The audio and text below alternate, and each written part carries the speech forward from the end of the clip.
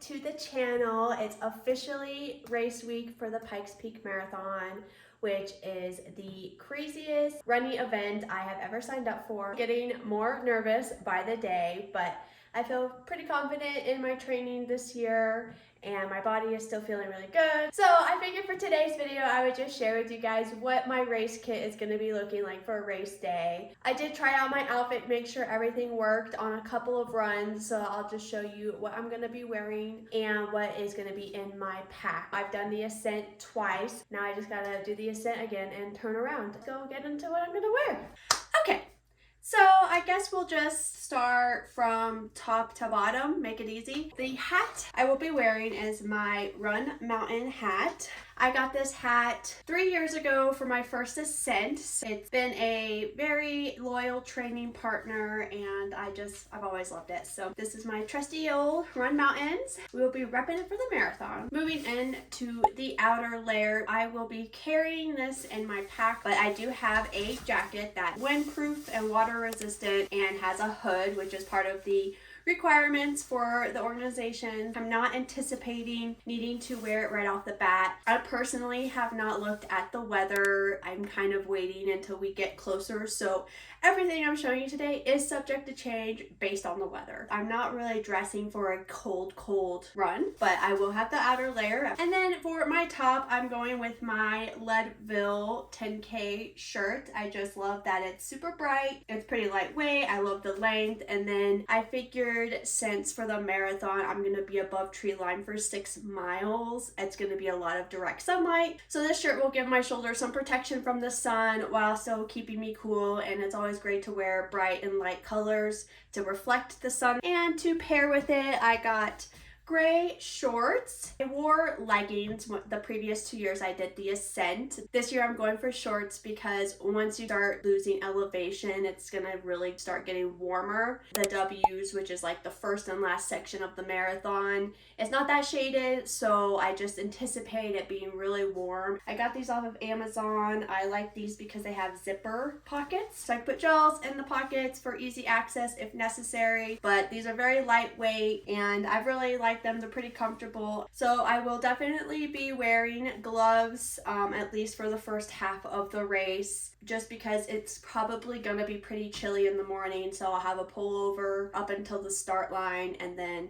I'll take off the pullover and I'll just have the gloves and this outfit. Gloves are a really great way to regulate your temperature without having a bunch of layers on. My first ascent, I did leggings with a tank top and gloves, and honestly my temperature was pretty perfect through the whole thing. I didn't really have to stop and adjust, add layers, take off layers, but I will be starting with gloves and I'll take them off depending on temperatures. Definitely recommend gloves if you are running either the ascent or the marathon. For my socks, I got these cute little mountain socks that are yellow, although you don't really see the design because I'm gonna be wearing gaiters, but I am trying out toe socks. Courtney DeWalter really recommended toe socks, and so it's supposed to be good to keep your toes spread out. So I'm gonna be rocking the toe socks. I have these gaiters that I'll be wearing.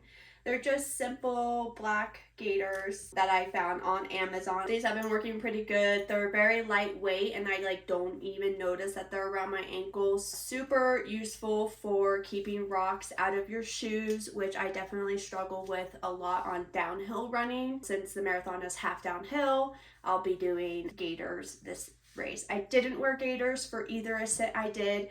That's not to say that they wouldn't be useful for people going uphill because people can still kind of kick rocks into your shoes. I just didn't find them as necessary. And then for my shoes, I've been wearing the Topo Mountain Racer 4s. As you can tell, they've gotten lots of use. They are dirty and I even tried washing them and they're just stained with the trails, which is okay because they're trail shoes. I have about a little over 200 miles on these bad boys, so they are broken in. I did get blisters on the run I did where I summited, so to prevent blisters, I am going to be taping up my ankles with moleskin, just add a little bit of a protective layer going up and going down for 26 miles. It's going to be a lot. But yeah, so far I've liked these shoes for the most part. I do feel like I started getting blisters like 175 miles in, which I think is odd, but overall they're pretty comfortable and I will be wearing them on race day. And the final little thing, I'm gonna be wearing sparkle freckles, which is just for fun. Got a little pack. I did try out a smaller tattoo on my run at the summit on Saturday and I didn't really even notice they were there. Just gonna do it for some fun little glitter glam on the trails. Also, can't forget, I'm gonna be wearing this Pikes Peak Marathon friendship bracelet that my friend Emily made. She made one for everybody in our group, so have to wear it for good luck. That's pretty much everything I'll be wearing for race day. So next I will show you what's gonna be in my pack. Moving on, I'm not gonna be packing it fully today. So I did tell you guys I'm using the Salomon Active 8 pack. This has been my loyal pack for 3 years. All long distance runs I do, I have my pack on. Very spacious, so I can fit my jacket in it. I'm also going to be carrying a neck gaiter just in case of any crazy changes of weather. So I'll have a neck gaiter, gloves,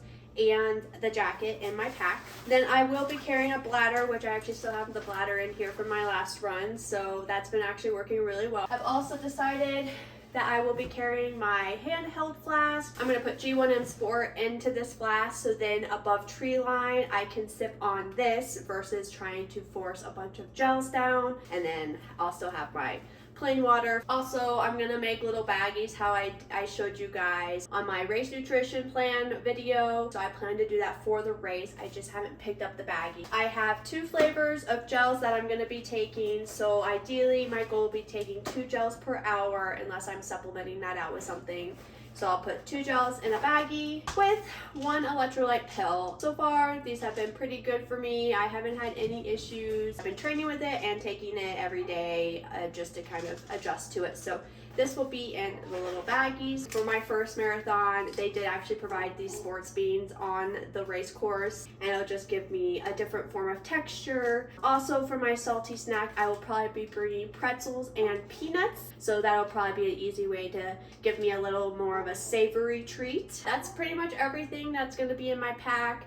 I'll pack it for you guys on my race recap video, so come back next week to hear all about the Pikes Peak Marathon. I can't believe that it is days away, so it's such a crazy feeling. I'm excited, I'm nervous, but it's gonna be a fun challenge. I hope you guys had a great training block season. If you are training for this event, or if you're training for something else, remember, enjoy the journey. Those are the days that matter. Good luck to all of the racers out there running the Ascent and the Marathon. Neither is an easy feat, but you are capable. I will see you guys next week.